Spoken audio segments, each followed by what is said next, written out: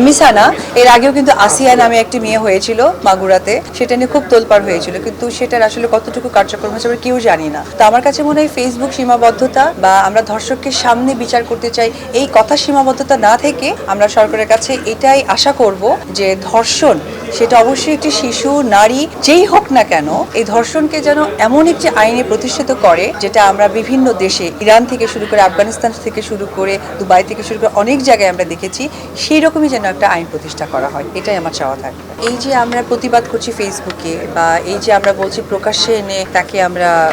কিছু একটা করব, আমার মনে হয় যে এটা মনে হচ্ছে কথায়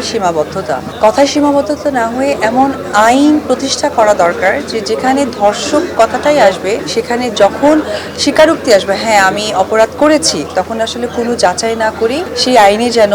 তাকে নিযুক্ত করা হয়। শুধুমাত্র আজকে রামিসানা এর আগেও কিন্তু আসিয়া নামে একটি মেয়ে হয়েছিল মাগুরাতে, সেটা নিয়ে খুব তোলপাড় হয়েছিল, কিন্তু সেটার আসলে কতটুকু কার্যক্রম হচ্ছে আমরা কেউ জানি না। তো আমার কাছে মনে হয় ফেসবুক সীমাবদ্ধতা বা আমরা ধর্ষককে সামনে বিচার করতে চাই এই কথা সীমাবদ্ধতা না থেকে আমরা সরকারের কাছে এটাই আশা করব যে ধর্ষণ সেটা অবশ্যই একটি শিশু নারী যেই হোক না কেন এই ধর্ষণকে যেন এমন একটি আইনে প্রতিষ্ঠিত করে যেটা আমরা বিভিন্ন দেশে ইরান থেকে শুরু করে আফগানিস্তান থেকে শুরু করে দুবাই থেকে শুরু করে অনেক জায়গায় আমরা দেখেছি, সেই রকমই যেন একটা আইন প্রতিষ্ঠা করা হয়, এটাই আমার চাওয়া থাকবে।